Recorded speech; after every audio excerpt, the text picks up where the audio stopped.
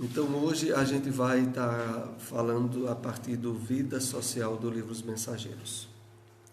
A introdução aqui do livro de Emmanuel, o Evangelho comentado Mateus, capítulo 6, versículo 13. Em quaisquer lances difíceis do cotidiano, adotemos serenidade e tolerância, as duas forças básicas da paciência.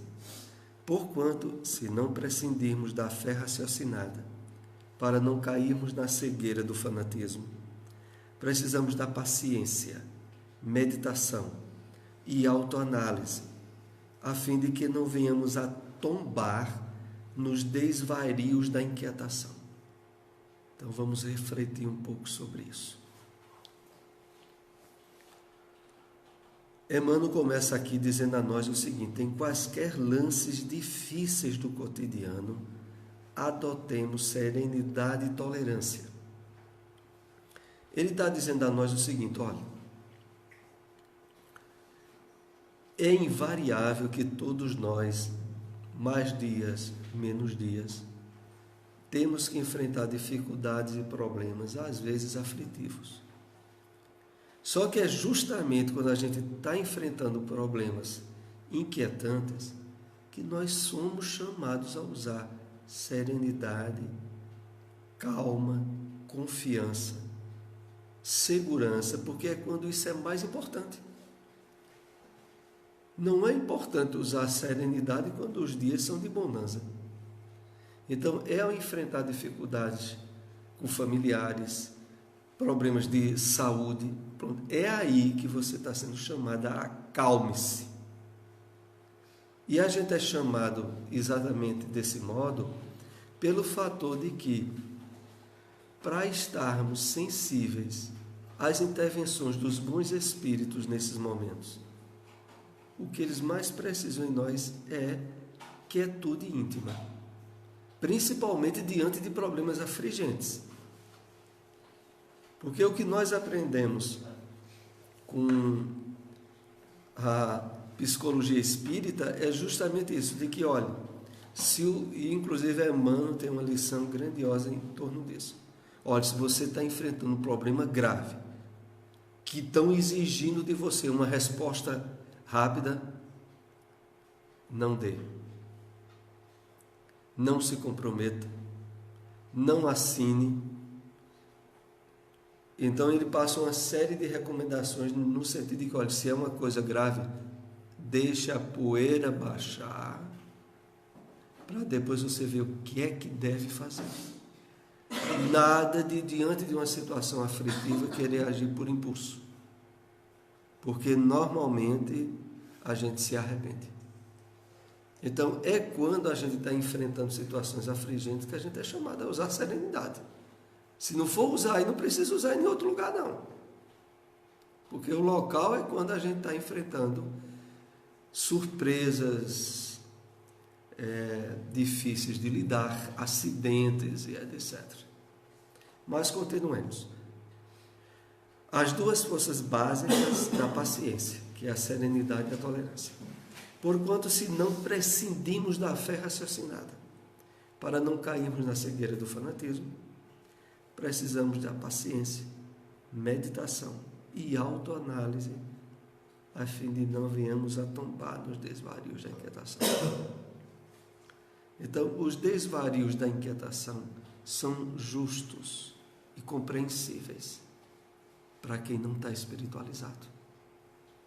Para quem encara a vida pelo prisma humano e do imediatismo, um problema grave tem que ser resolvido logo, que a pessoa não aguenta.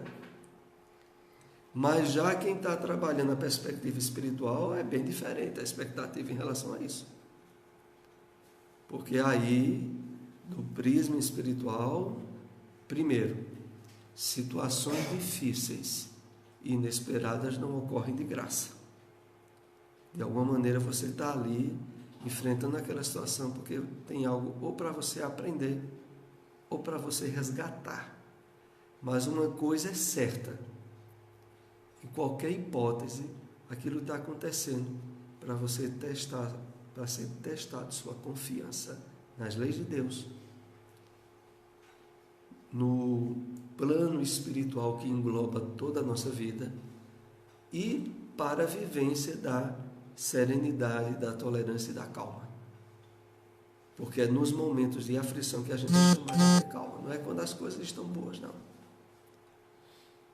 Então é isso que nós podemos comentar, que está no capítulo 6, versículo 13, dos comentários de Emmanuel. Então vamos agora começar com o assunto vida social. Aqui no início vai se falar logo do fato da visita lá no posto de Alfredo, quando ele vai receber um casal e 2 filhas, né? E o fato de que é colocado para todos nós de uma maneira tão natural, tal como se daria um encontro familiar em nossa casa, ao recebermos visita de um parente ou de pessoas amigas que estivessem fazendo a visita a nós. A coisa é tão natural que a gente entende logo, porque é que na época que o livro Nosso Lar e os Mensageiros foram escritos, nos anos 40, teve aquele grupo de espíritas de Belo Horizonte que foram lá em Pedro Leopoldo para ter uma entrevista com Chico, porque achavam que ele estava sendo alvo de alguma espécie a palavra usada no livro dos médiuns, sobre quando há mensagens apócrifas ou quando o médium está sendo mistificado. Isso não é possível.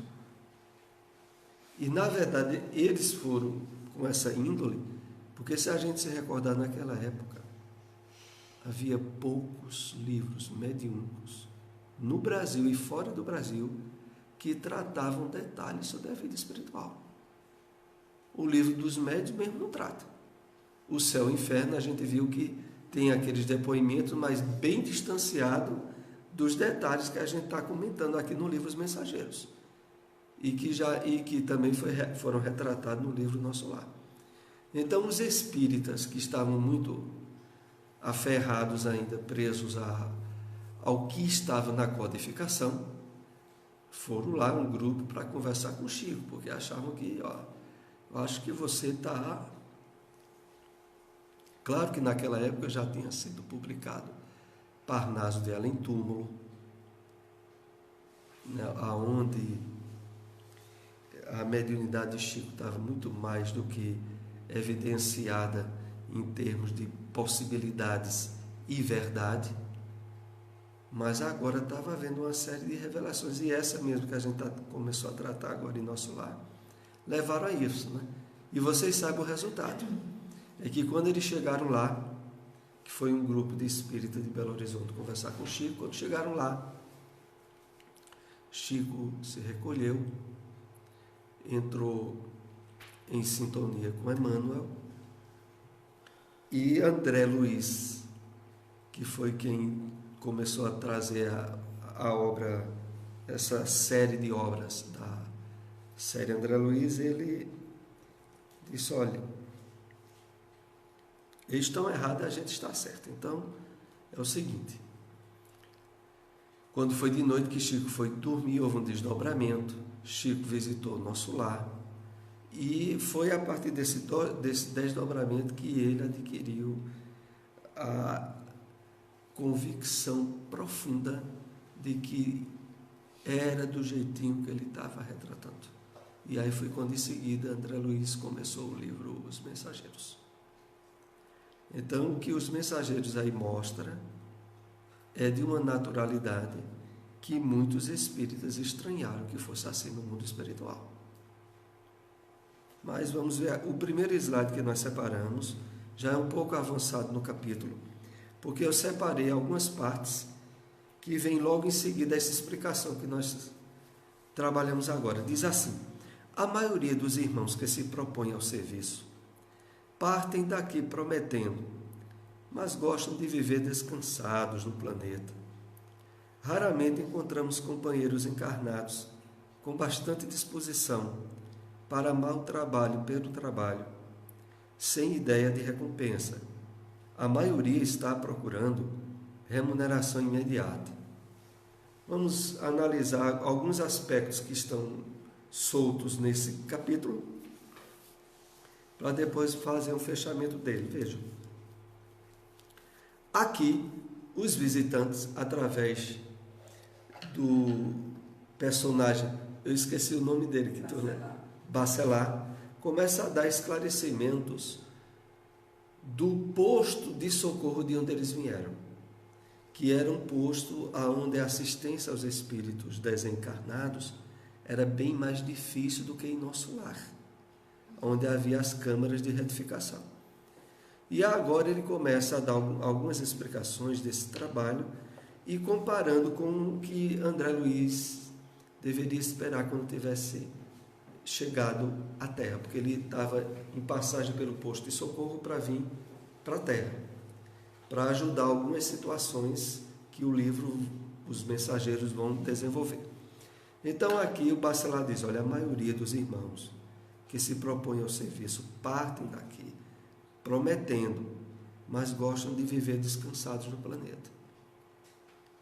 Ele está se referindo ao seguinte, irmãos, que ele usa aqui, é sobretudo dirigido para nós espíritas, porque saímos de lá preparados, como ele diz aqui, propõem ao serviço, partem daqui prometendo. Então não são aqueles grandes grupos de espíritos que reencarnam pelos padrões gerais das leis divinas, como é explicado lá depois em Missionários da Luz. A maioria das reencarnações na Terra são regidas pela lei, que leva em conta afinidades, provas e necessidades para as quais os espíritos normalmente são conduzidos e orientados por outros que tomam as iniciativas ideais para eles. Porque é muita gente que reencarna na Terra sem ter ideia de que passou no mundo espiritual. Mas aí tem outro grupo.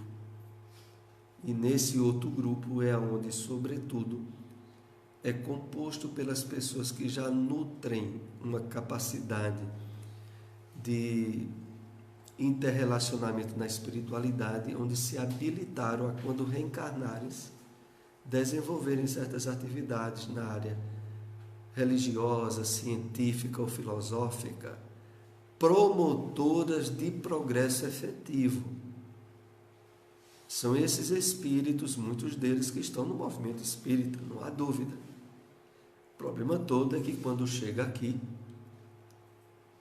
quando conclui a reencarnação, quando as células do corpo físico já se desenvolveram adequadamente, a maioria de nós, boa parte de nós, deixa-se envolver pela névoa do corpo físico, a usufruir os prazeres das satisfações do corpo, e os compromissos espirituais ficam a dever.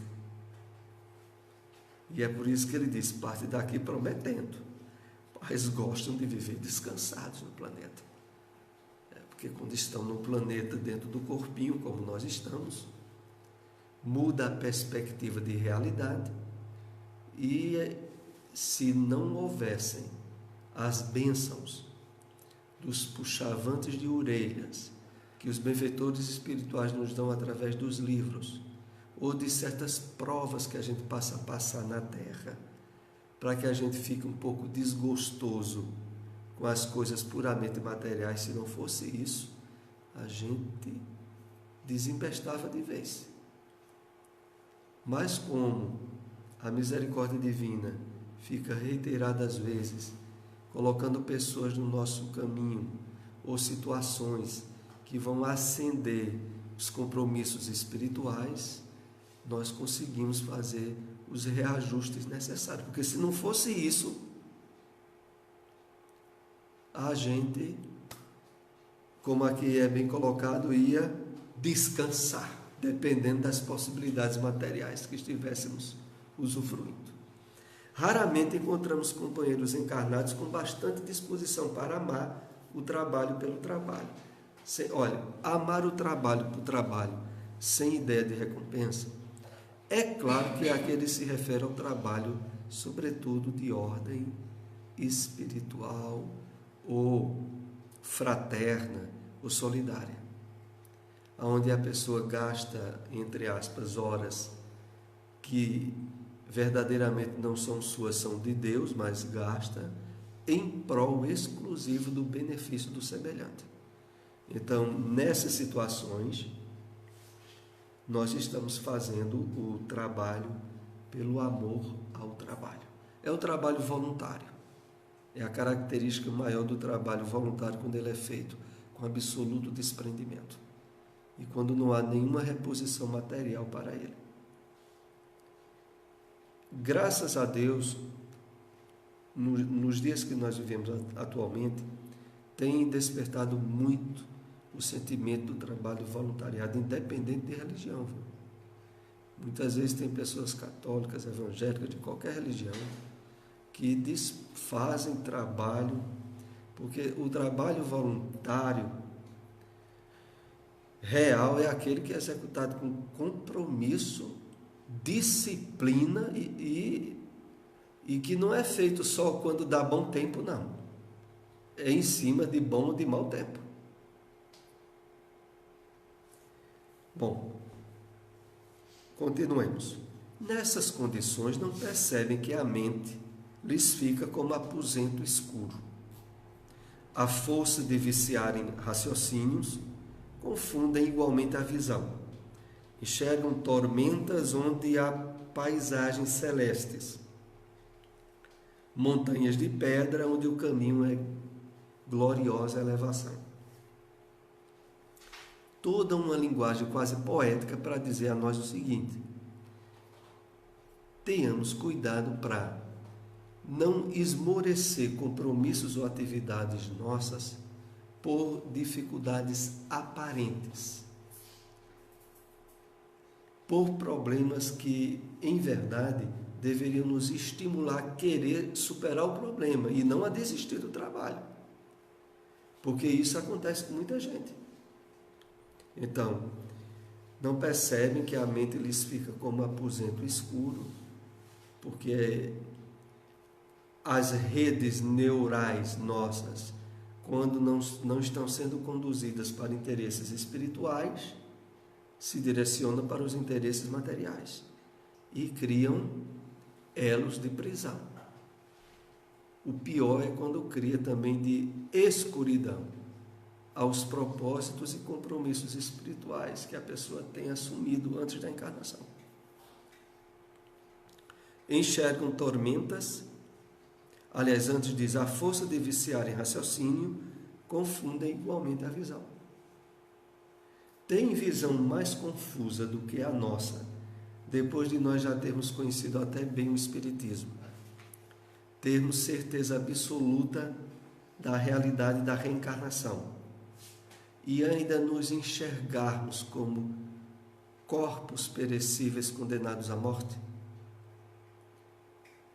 pelos padrões dos condicionamentos que trazemos de outras encarnações, porque é isso que fica imperando dentro da nossa mente e que precisa ser resolvido profundamente nessa encarnação, com a bênção do conhecimento do Espiritismo. Enxergam tormentas onde há paisagens celestes, montanhas de pedra onde o caminho é gloriosa elevação.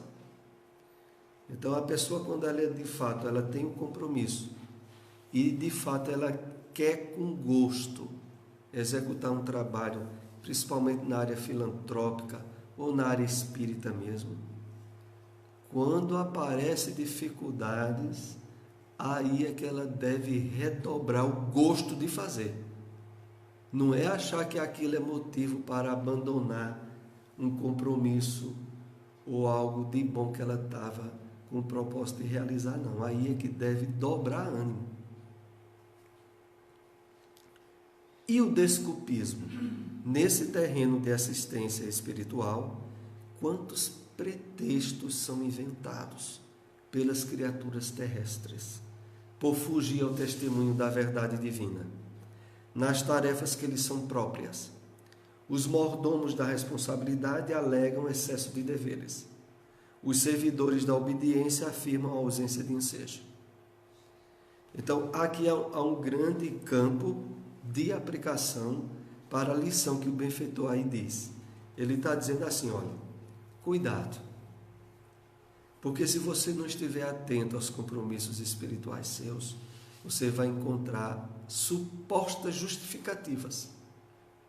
Então, alguns alegando muita responsabilidade, que aí pode ser com o lar, com uma série de intercorrências nos problemas até domésticos. Não que não haja o critério adequado e justo para se cuidar desse campo de tarefa. O problema é quando determinadas tarefas de uma área de nossa vida sufocam outras que a consciência nossa já dizia que deveria ser realizada.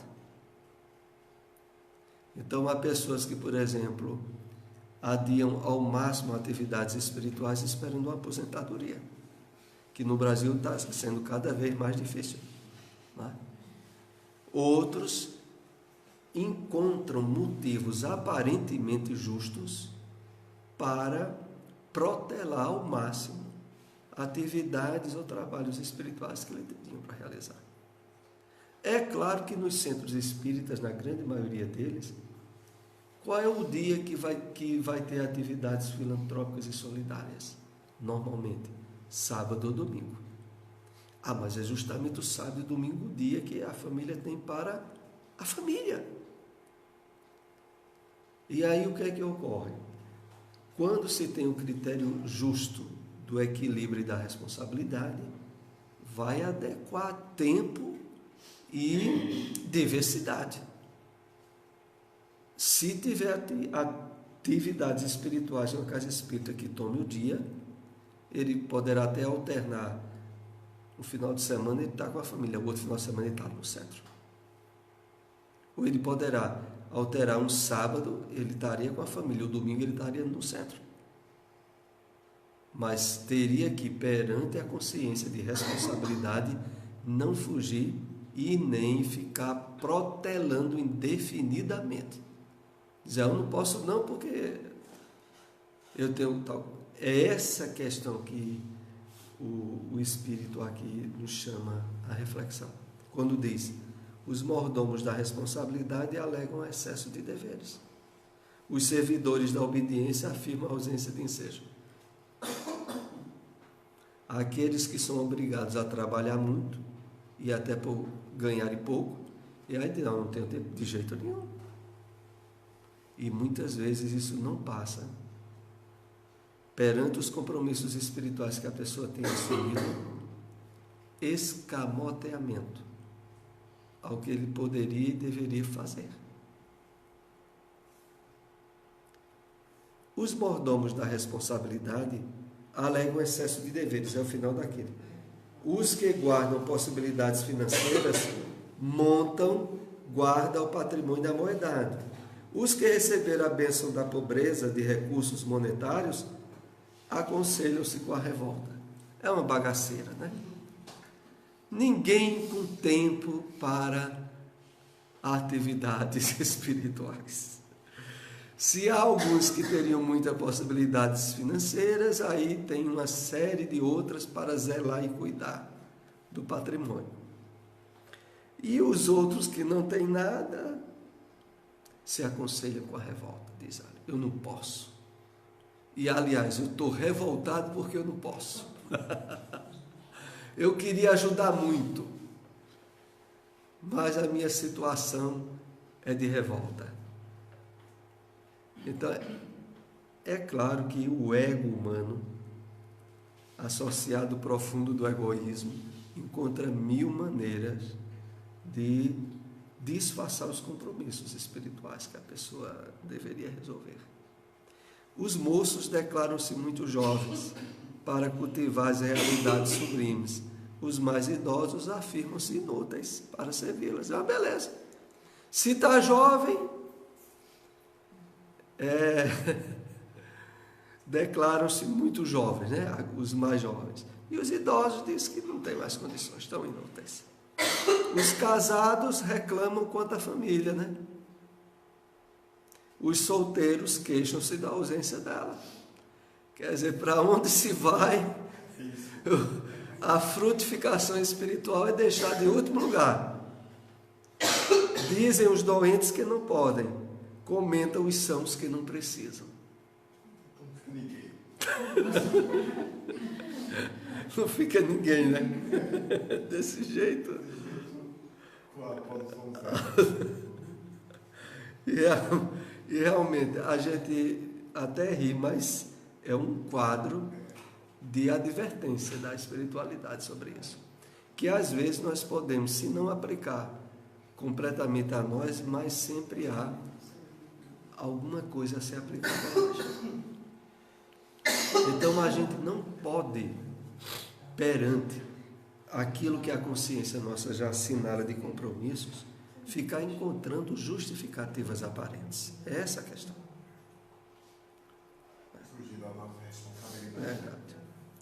Então, esse foi o último que nós iríamos comentar sobre a vida social. Que interessante é que no capítulo seguinte continua realmente, aí sim, uns comentários sobre vida social, que nós iremos ver agora. Notícias interessantes. Verificava que o quadro era idêntico à paisagem social da Terra, apenas diferindo quanto aos sentimentos reais.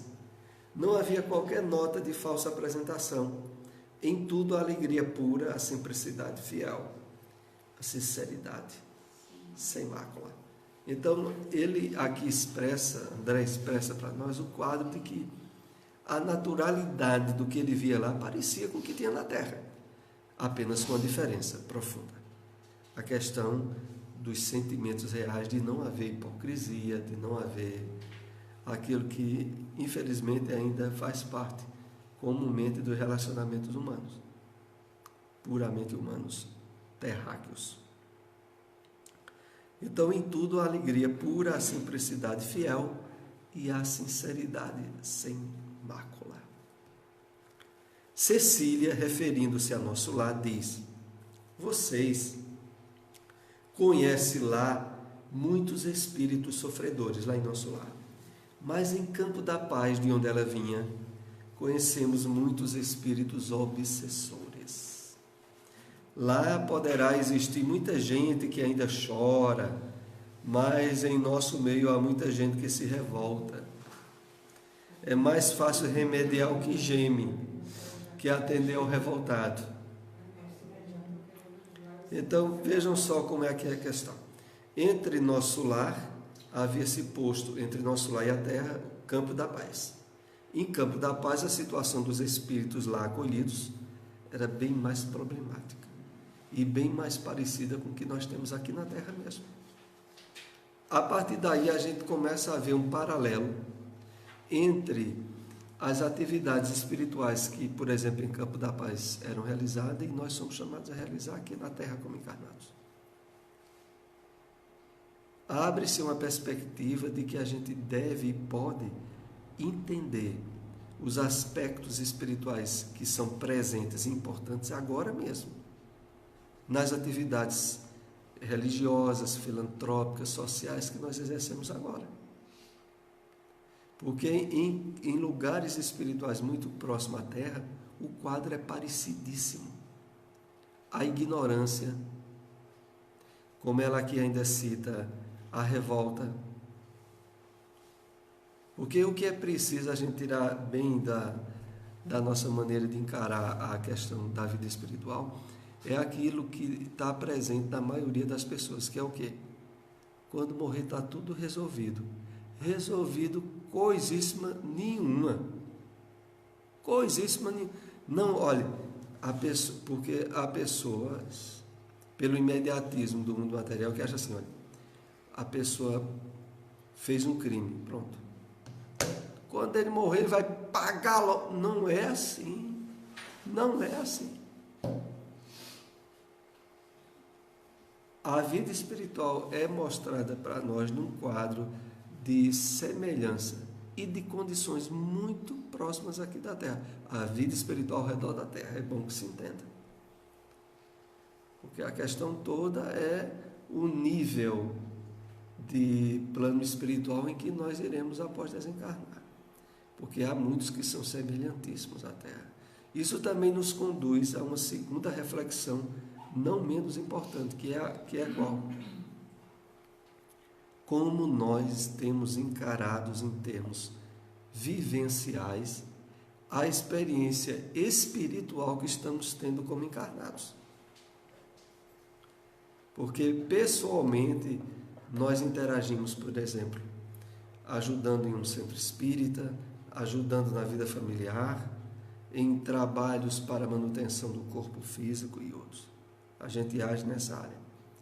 Mas independente, é preciso que face o patrimônio que o Espiritismo nos deu, é preciso que a gente esteja se sentindo em paz, harmonizado, plenificado na situação existencial que está tendo agora, sem falsas justificativas para estar num clima de infelicidade ou de revolta. Porque se a gente estiver nutrindo esse tipo de emoção, não precisa se preocupar, vai levar esse quadro para o mundo espiritual. Vai estar lá tão infeliz como estava aqui na Terra. É isso que fica explicitado para nós. Então a gente tem que estar agindo durante a encarnação num nível de harmonia e de autorrealização, como estivéssemos no plano espiritual atuando. É isso que nos é colocado. Nas câmaras a que se refere vocês, Cecília continua dizendo, André, retificam erros que já apareceram, dores que já se manifestaram, mas aqui, meu amigo, somos compelidos a lutar com irmãos ignorantes e perversos, que se sentem absolutamente certos nas fantasias perigosas que esposaram e vemo-nos obrigados a atender a doentes que não acreditam na própria enfermidade. Será que se parece com a Terra mesmo? Parece a cópia fiel. Né? Em termos de dificuldades de amparo e de socorro, quando a gente quer ajudar alguém e a pessoa nem quer ajuda nossa, mesmo a gente percebendo que ela está precisando muito. Muito parecido. Isso tudo serve, e eu volto a destacar, serve para deixar bem desperto em nós o significado de como é que você está vivendo. Porque o retrato da vida que você está tendo, em termos emocionais, existenciais, é aquele que você vai levar para lá, viu? Está ruim a coisa agora, está ruim. Em determinadas áreas pessoais suas está ruim. Se você desencarnar agora, não está resolvido, não. É isso que é dito a nós. É preciso, e isso tem que ficar muito explicitado em nós, a retirada daquela ideia, inclusive a gente já andou comentando muito no livro Céu e Inferno, de achar que eu vou estar bem se eu estiver em nosso lar. Ou eu vou estar bem se eu estiver numa colônia como Campos da Paz, apesar que aqui a gente está vendo que Campos da Paz não era lá. A paz lá não estava resolvida, não. Então, veja, é absurdo, e tem muito espírita que ainda pensa assim. Quando eu desencarnar, só não quero ir para um umbral, veja. Quer dizer, está no conceito de céu e de inferno. Para o umbral, o inferno. E para o céu, nosso lar. E ele acha que se for para nosso lar, aí ele vai estar muito bem. Veja, isso é voltar a estar no mesmo contexto das igrejas tradicionais cristãs. E a gente já é para ter superado isso. E essa superação que é proposta para nós, ela é indicativa disso. Você é para, aonde estiver, fazer o seu reino dos céus. Na família que você está, na experiência social e outras que você está tendo na Terra. Você tem que estar trabalhando um nível de bem-estar agora. Porque você não fica esperando você ir para um lugar bom quando você desencarnar, para você estar bem, não. Porque se você estiver assim, você está se auto-enganando. É isso que o Espiritismo bem estudado nos leva. Porque ou a gente resolve as trincas que a gente trouxe de outras encarnações através do despertamento espiritual, agora, durante a encarnação, a gente não resolve, não. E depois vai estar em nosso lar, querendo instalar um inferno lá. Porque se a gente sair daqui desgostoso, contrariado e conflitado, a gente chegar em um lugar bom, a gente torna ele ruim. Ou torna ele ruim, ou a gente mesmo diz, não aguento ficar aqui não, aqui vocês estão tudo bom. Misericórdia. Pode ser assim não, a gente tem que estar de mau humor, a gente tem que ter raiva, pronto, não dá. Então, aqui Cecília diz que lá nos vemos obrigados a atender doentes que não acreditam na própria enfermidade. Quantas pessoas aqui na Terra não é desse mesmo jeitinho, né? Quantas? Estamos a pouca distância dos homens, nossos irmãos na carne. Na crosta a situação não é diferente. Quantos materialistas se fantasiam por lá de filósofos? Quantos demônios com a capa de santos? Quanta má fé a fingir generosidade e boas intenções?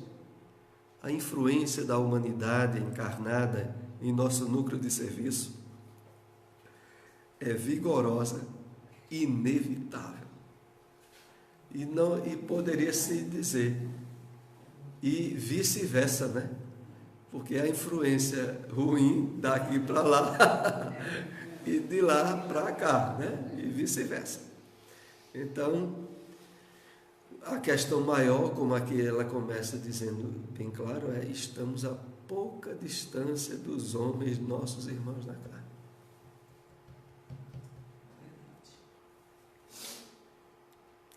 Alguns benfeitores reconhecidos a Jesus resolveram organizar em nome dele uma colônia em plena região inferior, essa Posto da Paz, que funcionasse como instituto de socorro imediato aos que são surpreendidos na crosta com a morte física, em estado de ignorância ou de culpas dolorosas. Então ela diz que esse posto foi construído há 2 séculos. Faz muito tempo, não. 2 séculos. Foi construído, e que objetivava essa assistência aos recém-desencarnados em situação difícil. É claro que, pela revelação da espiritualidade, existem inúmeros postos desses, em diversos pontos da Terra. Nosso serviço é ativo, mas nossas aquisições são lentas e devemos sempre esperar por cooperadores que se eduquem na própria colônia em benefício geral. Ganha-se excelente compensação. Temos direito a grandes valores intercessórios. Eita. Agora entrou num ponto bom, né? Porque esse ponto que ela fala aí tem a ver, inclusive, conosco também durante a encarnação. Que é bom a gente... Isso, inclusive, é bem tratado naquele livro Pensamento e Vida. Há mensagens ali sobre a questão da intercessão, que a gente vai elucidar aqui um pouco. Vejam só. Então ela diz, lá a gente trabalha para valer. O trabalho é muito ativo. Mas também ela diz, ganha-se excelente compensação. Temos direito a grandes valores intercessórios. Porque isso é assim. Na medida que nós ajudamos a diminuir as dores dos outros, nós ganhamos créditos ou valores intercessórios perante as leis divinas. Aonde espíritos que são amigos daquelas pessoas que estamos ajudando passam a nos ajudar, muitas vezes sem que a gente nem tenha a menor percepção disso. É por isso que o trabalho realizado nas reuniões mediúnicas, nos trabalhos em geral nas casas espíritas, situando a questão mais só pelo lado religioso espírita, abre para todos aqueles que realizam o trabalho com desprendimento, com caridade autêntica, inúmeros valores intercessórios que eles não têm ideia.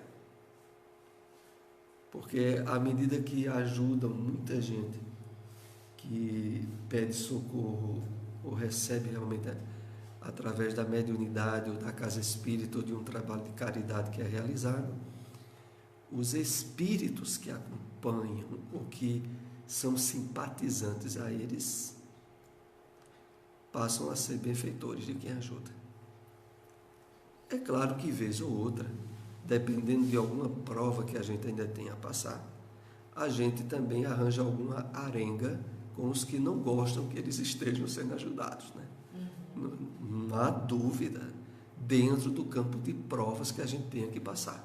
Porque se a gente também não tiver prova a passar, em termos de receber uma repercussão de um espírito inferior, obsessor, de alguém que é ajudado por nós, se a gente não tiver realmente na nossa lista de necessidades sofrer aquilo, a gente não sofre. Mas, vez ou outra, a gente pode sofrer. E, segundo nos diz o apóstolo Paulo, em suas cartas, é o sofrimento melhor que tem. Já pensou nisso? Você ajuda alguém, por exemplo, através da mediunidade, e você é alvo de uma perseguição e de um sofrimento espiritual porque ajudou aquela pessoa. Esse é o tipo de sofrimento que mais nos eleva espiritualmente, porque é proveniente da nossa ação no bem. Então faz com que a gente se promova espiritualmente muito mais do que outra ação que a gente fizesse que não tivesse uma repercussão em dificuldades ou em provas que não foram originadas em nós.